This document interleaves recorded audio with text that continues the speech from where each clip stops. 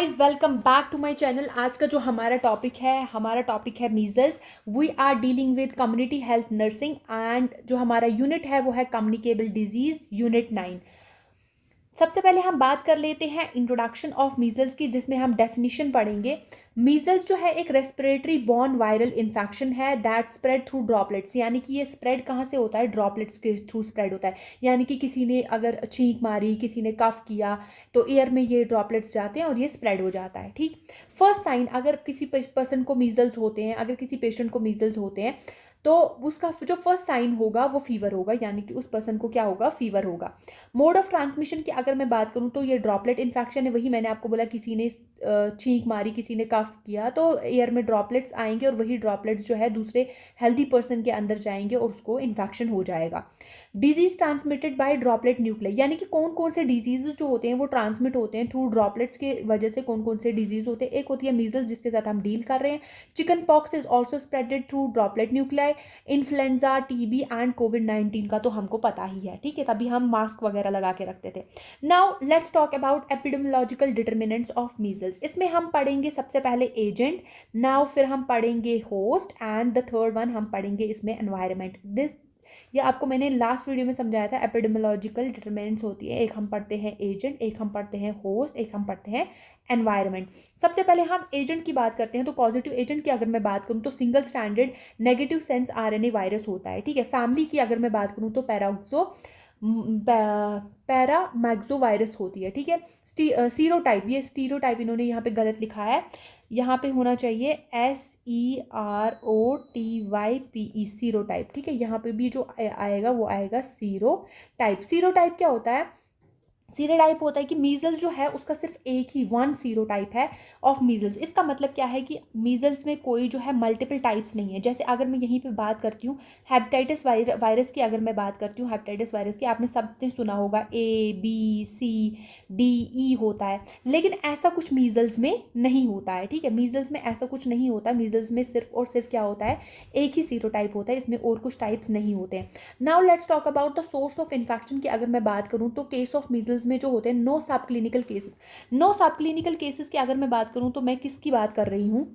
Means कि अगर किसी पर्सन को जो है मीजल्स हुआ है, तो अगर उसको मीजल्स का वायरस अंदर गया है तो वो अपने साइंस एंड सिम्टम्स दिखाएगा। कुछ डिजीजेस ऐसी होती हैं, जैसे फॉर एग्जांपल पोलियो होता है। कुछ पोलियो ऐसे होते हैं, सम डिजीज लाइक पोलियो होता है जिसमें सब क्लिनिकल केसेस होते हैं। सब क्लिनिकल केसेस क्या होते हैं कि जिसमें डिजीज वायरस अंदर बॉडी के चला गया है, लेकिन पर्सन जो है वो साइंस एंड सिम्टम्स शो नहीं कर रहा है। लेकिन इसमें नो सब क्लिनिकल केसेस, इसमें जो है सब क्लिनिकल केसेस नहीं होते हैं। जिसमें क्या होता है? नो सब क्लिनिकल केसेस का मतलब होता है कि इसमें signs and symptoms person show करेगा जब उसके अंदर जाएगा। यानी कि if a person gets infected he will show symptoms of that. ठीक है। फिर आता है नो कैरियर्स। नो कैरियर्स में क्या आता है कि अगर एक कैरियर क्या होता है, पहले मैं आपको कैरियर बता देती हूँ। कैरियर क्या होता है, फिर मैं आपको नो कैरियर बताऊंगी। कैरियर होता है कि एक पर्सन जिसके अंदर वायरस है, लेकिन वो सिम्टम्स जो है वो शो नहीं कर रहा, लेकिन स्टिल वो स्प्रेड कर रहा है दूसरों को इन्फेक्शन। यानी कि ये एक पर्सन है जिसके अंदर वायरस है। ठीक है। इसके अंदर कोई डिजीज़ है, इसके अंदर कोई वायरस है, इसके अंदर कोई कुछ भी है, लेकिन इसको क्या हो रहा है, ये इसको पता नहीं है, क्योंकि इसको साइंस एंड सिम्टम्स शो नहीं, इसको बुखार नहीं आया, इसको फीवर नहीं आया। लेकिन ये जब दूसरों के साथ यानी कि कंटैक्ट में आ रहा है, डायरेक्ट या इनडायरेक्ट, तो ये स्प्रेड कर रहा है दूसरों को वही वही वायरस, वही इन्फेक्शन। तो ये होता है कैरियर। यानी कि इसमें जो होता है नो कैरियर। नो कैरियर का मतलब क्या होता है कि मीजल्स में नो कैरियर। इफ अगर पर्सन जो है, अगर किसी पर्सन को जो है वायरस है, तो वो सिक हो जाएगा, वो अपने सिम्टम्स शो करेगा। ठीक है। नाउ लेट्स टॉक अबाउट, फिर हम बात करते हैं no animal reservoir. No animal reservoir क्या होता है कि फॉर एग्जांपल कुछ डिजीज़ होती हैं, जैसे रैबीज़ हो गया, उसमें क्या होता है, उसमें कुछ एनिमल्स जो होते हैं वो स्प्रेड करते हैं इन्फेक्शन टूवर्ड्स ह्यूमंस। ठीक है। ह्यूमंस को वो इन्फेक्शन स्प्रेड करते हैं, लेकिन मीजल्स में सिर्फ ओनली एग्जिस्ट करता है ह्यूमंस में, ये एनिमल्स में नहीं होता। तो एनिमल्स जो है इसको कैरी नहीं कर सकते हैं और स्प्रेड नहीं कर सकते हैं मीजल्स को। ठीक है। मतलब कि इसमें कोई भी एनिमल रिजर्वायर नहीं है। अगर और फिर एक बार अगर वैक्सीनेटेड हो जाते हैं ह्यूमंस, तो हम इसको कंप्लीटली एलिमिनेट कर सकते हैं मीजल्स को। Now let's talk about mode of transmission. Mode of transmission की अगर मैं बात करूँ, यानी कि ड्रॉपलेट ट्रांसमिशन से होता है, मैंने आपको पहले ही बताया, डायरेक्ट या इनडायरेक्ट। पीरियड ऑफ कम्युनिकेबिलिटी की अगर मैं बात करूँ, पीरियड ऑफ कम्युनिकेबिलिटी का क्या होता है कि कम्युनिकेबिलिटी मीन्स होता है कि how long infected person can spread the virus. ठीक है। एक पर्सन जो है वो मीजल्स को कितनी देर तक स्प्रेड कर सकता है, यानी कि 4 डेज बिफोर, जब पर्सन को रैशेज आते हैं उससे पहले 4 दिन जो है वो स्प्रेड कर सकता है वायरस, और उसके बाद 4 to 5 डेज भी वो स्प्रेड कर सकता है। अब क्यों वो इसके पहले क्यों कर सकता है, क्योंकि पर्सन जो है मीजल्स के साथ वो कंटिन्यू स्प्रेड करता है, रैशेज अपीयर होते हैं, बिफोर द रैशेज जो है उसको फीवर एंड कफ आते हैं तो वो स्प्रेड कर रहा होता है, आफ्टर रैशेज ये होता है कि अभी भी जो है उसका वायरस अंदर होता है, तो अभी भी जब तक अभी भी वो मतलब फैला रहा होता है, ठीक है। सेकेंडरी अटैक जो है वो 80% है। सेकेंडरी अटैक 80% क्यों है, क्योंकि हमारे पास सेकेंडरी अटैक क्या बताता है कि ये बताता है हमें कि ईजिली जो है, कितनी ईजिली जो है डिजीज स्प्रेड होगी उसके क्लोज कंटैक्ट में, जो भी इन्फेक्टेड पर्सन के क्लोज कंटैक्ट में मेंबर्स हैं उनके अंदर, ठीक है। यानी कि percentage of people who will get infected after being expose to a sick person, ठीक है, ये होता है हमारे पास 80%। अब इतना ज़्यादा क्यों है, क्योंकि ये ड्रॉपलेट इन्फेक्शन है, ये ड्रॉपलेट में फैलता है ना एयर में। अब किसी ने खांसी कर दी तो वो ड्रॉपलेट जाएंगे और उसी इन्फेक्टेड पर्सन से कहाँ जाएंगे, ट्रांसमिट हो जाएंगे हेल्दी पर्सन में। इम्यूनिटी की अगर मैं बात करूँ, 1 attack gives life long immunity, क्योंकि इसके टाइप्स नहीं है, तो जब हम वैक्सीनेट कर देते हैं पर्सन को, वैक्सीन लगा देते हैं इसकी, तो हम क्या हो जाते हैं, हम लाइफ लॉन्ग इम्यूनिटी हमें मिल जाती है। Now let's talk about second one, that is host में क्या होता है कि एज ग्रुप्स, यानी कि किन किन एज ग्रुप्स में होता है, जैसे डेवलपिंग कंट्रीज में जो होता है 6 मंथ से लेकर 3 ईयर्स तक ये होते हैं, और डेवलप्ड कंट्रीज में जो होता है 5 ईयर्स के एज ग्रुप को होता है, ठीक है। जेंडर ससेसिबिलिटी, यानी कि ये जो है इक्वली इफेक्ट करता है, इसमें कोई भेदभाव नहीं है कि मैं मेल्स को ज़्यादा अटैक करूँगा फीमेल्स को कम, नहीं, ये मेल्स को भी उतना ही अटैक करता है और फीमेल्स को भी उतना ही अटैक करता है। प्री डिस्पोजिंग फैक्टर्स की अगर मैं बात करूँ, माल न्यूट्रिशन, यानी कि ज़्यादा रिस्क पे जो होते हैं पर्सन, यानी कि उनको भी ये अटैक करता है, माल न्यूट्रिशन वाले पर्सन को। एनवायरनमेंट की अगर मैं बात करूँ तो सीजनल डिस्ट्रीब्यूशन, विंटर में ये ज़्यादा होता है, ठीक है। और साइक्लिक पैटर्न की अगर मैं बात करूँ तो 2 से 3 साल में ये एवरी 2 to 3 ईयर में ये रिपीट हो जाता है। Now let's talk about incubation period. Incubation period की अगर मैं बात करूँ तो वो होता है 10 to 14 डेज। इंक्यूबेशन पीरियड क्या होता है कि मैं आपको एक एग्जांपल देती हूँ। आप इमेजिन करो कि आपने जो है एक सीड जो है आपने ज़मीन में सीड को ये किया, ठीक है।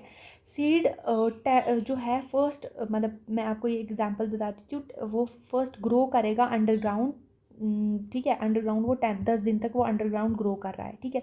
फिर 10 to 14 डेज या फिर 14 डेज भी, उसको 10 to 14 डेज लग सकते हैं उसको ग्रो करने में।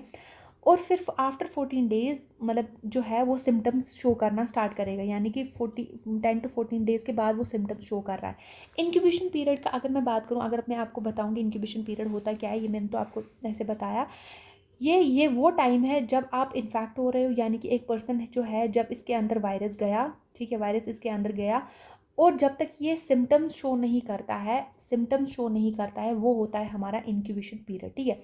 यानी कि मैंने जो है बीज जो है मैंने सीड बोया, जब तक वो ऊपर नहीं आ जाता है ज़मीन से, वो होता है इंक्यूबेशन पीरियड, ठीक है। आई होप आपको ये क्लियर है। Now let's talk about clinical features of measles की। इसमें जो होते हैं हमारे पास स्टेजेस होते हैं। प्रोडर्मल स्टेज की अगर मैं बात करूँ तो इसमें सबसे पहला साइन होता है फीवर, कफ, कॉन्जेक्टिवाइटिस, कोराइजा का मतलब होता है जुकाम वगैरह, ठीक है। और सबसे जो इम्पॉर्टेंट यहाँ पे सिम्टम है वो है कॉप्लिक स्पॉट्स, ठीक है। कॉप्लिक स्पॉट्स होते हैं 1 mm greyish white spots in buccal mucosa opposite to lower secondary molar. अगर आप पेशेंट का जो है जब आप उसको बोलोगे कि जबड़ा खोलो, तो ये दांत होते हैं पेशेंट के, और ये ऊपर वाला जबड़ा है और नीचे वाला जबड़ा है, ठीक है। तो इसमें क्या होता है कि जो हमारा सेकंड मोलर होता है उसके जो है इर्द गिर्द वाइट स्पॉट्स आपको नज़र आएंगे, ठीक है। Opposite to lower second molar के आपको नज़र आएंगे। आई होप आपको ये क्लियर है। फिर हम बात करते हैं सेकंड फेज़ की, जो है इरप्टिव फेज़, यानी कि इसमें क्या होता है, हमारे पास रैशेस आ जाते हैं। रैशेस कहाँ से स्टार्ट होते हैं, जो हमारे पास ईयर होता है, जो हमारा कान होता है, कान के बिहाइंड हमारे रैशेस स्टार्ट होते हैं और स्प्रेड होते हैं डाउनवर्ड्स, और हमारे पूरी बॉडी पे फैल जाते हैं सेम डायरेक्शन में। Now third one is post measle phase, यानी कि आप मीजल्स खत्म होने वाले हैं, वीकनेस और वेट लॉस पेशेंट में साइन एंड सिम्टम्स ये होता है। Now let's talk about the complication of measles, यानी कि क्या क्या कॉम्प्लिकेशंस आ सकते हैं मीजल्स के, ठीक है। कॉम्प्लिकेशंस अगर मैं चिल्ड्रंस में बताऊं तो otitis media, pneumonia. Rear complications की अगर मैं बताऊं तो SSPE। ये जो सब एक्यूट सिक्लेरोसिंग पेनएन्सेफेलाइटिस होती है, ठीक है। ये एक रेयर डिजीज़ है, रेयर होती है, मतलब किसी किसी को होती है। ये डेडली जो है, डेडली ब्रेन डिजीज़ है, ये हमारे ब्रेन में होती है, जो ब्रेन में डिजीज़ होती है। ये डेवलप होती है आफ्टर मीज़ल्स, जब हमारे पेशेंट को मीज़ल्स हुआ है, आफ्टर ईयर्स के बाद ये डेवलप होती है, कुछ सालों के बाद। इसकी वजह से पेशेंट को मेमोरी लॉस हो सकता है, इसकी वजह से हमारे पास इन्फेक्शन हो सकता है पेशेंट को, इसकी वजह से हमारे पास सीजर्स हो सकती हैं और कोमा में भी पेशेंट जा सकता है। आई होप आपको ये क्लियर है। Now let's talk about the prevention of measles. Prevention की अगर मैं बात करूँ, यानी कि हम कैसे कैसे प्रिवेंट कर सकते हैं। एक्टिव इम्यूनाइजेशन, पैसिव इम्यूनाइजेशन, और कुछ स्ट्रेन्स होती हैं मीजल वैक्सीन की, कुछ स्ट्रेन्स होती हैं, ठीक है। एक्टिव इम्यूनाइजेशन की अगर मैं बात करूँ तो इसमें मीजल्स की वैक्सीन लगाई जाती है, मीजल्स रेब्यूला वैक्सीन लगाई जाती है, MRV। पैसिव इम्यूनाइजेशन की अगर मैं बात करूँ तो मीजल्स इम्यूनोग्लोबिन, ठीक है। और स्ट्रेन्स की अगर मैं बात करूँ, मीजल वैक्सीन में जो स्ट्रेन्स होते हैं वो होता है एडमोनस्टॉन, जैगबर्ग, जैग्रेब स्ट्रेन, ठीक है। मीजल्स वैक्सीन एडमिनिस्ट्रेशन जो होती है वो कहाँ पे की जाती है, राइट आर्म में की जाती है। और टाइप ऑफ वैक्सीन अगर मैं बताऊँ तो ये रिकॉन्स्टिट्यूटेड फ्रीज ड्राइड वैक्सीन होती है, और इसको डाइल्यूट किया जाता है स्टेराइल वाटर के साथ, NS के साथ नहीं। ये बहुत ही इंपॉर्टेंट क्वेश्चन है। स्टेराइल वाटर के साथ इसको डाइल्यूट किया जाता है। और वैक्सीन पॉलिसी ये होती है कि does not follow open vial policy, open vial policy को फॉलो नहीं करती है। और जब आपने जो है विद इन 4 आवर्स जो है आपने इसको यूज़ कर लेना है इस वैक्सीन को। यानी कि जब हम किसी मीज़ल के वैक्सीन का वायल जो है हम ओपन करते हैं तो उसको हम, जैसे कुछ वैक्सीन होती हैं वो हम बहुत दिनों तक, 2-3 दिनों तक हम उसको यूज़ कर सकते हैं। वो होते हैं कि कुछ वैक्सीन होती हैं जिनको हम स्टोर करते हैं और मल्टीपल डेज आफ्टर ओपनिंग हम उनको यूज़ कर ले। लेकिन ये जो है ये does not follow open vial policy, इसमें ओपन वायल पॉलिसी फॉलो नहीं होती है। इसमें क्या होता है, मीनिंग जब हमने इसको वायल को खोला, शॉर्ट टाइम के अंदर ही हमने इसको यूज़ कर लेना है, नहीं तो ये वेस्ट हो जाती है, ठीक है। आई होप आपको ये क्लियर है। Now let's talk about measles rubella elimination campaign, ठीक है। सबसे पहला होता है कैचअप, यानी कि चिल्ड्रंस जो 9 मंथ से लेकर 14 ईयर्स, 9 मंथ से लेकर 14 ईयर्स के चिल्ड्रंस होते हैं, यानी कि लेस देन 15 ईयर्स के सारे चिल्ड्रंस को हम इस वैक्सीन को लगाते हैं, मीजल्स रेब्यूला वैक्सीन को लगाते हैं, रिगार्डलेस द डिजीज़ और प्रीवियस इम्यूनाइजेशन, यानी कि उसको डिजीज़ है नहीं है, उसको मीजल्स है नहीं है, हम लगाते हैं। और प्रीवियस इम्यूनाइजेशन क्या है क्या नहीं है, हम फिर भी इसको लगाते हैं। कीप अप में क्या होता है कि हम रूटीन जो है MR vaccinization under national immunization schedule, ठीक है, टू अचीव 90% कवरेज, हमें सारों को लगाना होता है, ठीक है, ताकि हम 90% कवरेज कर सकें। अब वही कीप अप में क्या होता है कि हमें जो है, जो भी हमारे पास नया कोई न्यूबॉर्न आया है, ठीक है, या फिर फॉर एग्जांपल जैसे आपने जो है रूटीन रखा है कि हमें जो है हमें जो वैक्सीन है करना है, ठीक है। एंश्योर जो है चाइल्ड जिन्होंने मिस कर दिया है वैक्सीन, या फिर चाइल्ड जो है 9 मंथ से लेकर जो है हम 9 मंथ्स पे वैक्सीन करें, और जो हमारे पास 15 to 18 मंथ्स वाले हैं जो है उनको हमने वैक्सीन करना है। और फॉलो अप में क्या होता है, फॉलो अप में टारगेट किया जाता है उन चिल्ड्रंस को जिनको जो है प्रीवियसली उनको डोजेस दिए गए हैं लेकिन उन्होंने फुल्ली अभी इम्यूनिटी डेवलप नहीं की है। हमारा उसमें गोल ये होता है कि हमें आइडेंटिफाई करना होता है, ठीक है, आइडेंटिफाई करना है और वैक्सीनेट करना है जो भी चिल्ड्रंस हैं उनको, ताकि आउटब्रेक से पहले हम उनको वैक्सीन कर ले। ये होता है फॉर एग्जांपल फॉलो अप में ये होता है कि डबल चेक कर लेते हैं, हम बूस्ट करते हैं प्रोटेक्शन को। इंडियाज़ करंट जो है वो फॉलो अप में है। Nation wide vaccine 2 to 4 years के अंदर लगाई जाती है और टारगेट किया जाता है चिल्ड्रंस बॉर्न एट जो कैचअप फेज़ में बॉर्न हुए हैं, ठीक है। आई होप आपको ये क्लियर है। Now let's talk about the summary में हम पढ़ेंगे कॉजेटिव एजेंट जो हमने पढ़ा पैराउजोमा वायरस। मैं आपको एक बार एक समरी बता देती हूँ। इंक्यूबेशन पीरियड जो मैंने आपको बताया कि इंक्यूबेशन पीरियड जो होता है उनका 10 to 14 डेज होता है, यानी कि जब आपका पेशेंट में वायरस जो है जब अंदर गया है और जब तक पेशेंट जो है साइंस एंड सिम्टम्स नहीं दिखाता। कम्युनिकेबिलिटी की अगर मैं बात करूँ 4 days बिफोर, यानी कि ये कब तक जो है दूसरे पर्सन को जो है ये कब तक वायरस फैला सकता है, ये इन्फेक्टेड पर्सन, ठीक है, इन्फेक्टेड पर्सन कब तक वायरस स्प्रेड कर सकता है, वो होता है कम्युनिकेबिलिटी। मोड ऑफ ट्रांसमिशन की अगर मैं बात करूँ droplet and indirect, droplet direct या फिर इनडायरेक्ट ट्रांसमिट भी हो सकता है।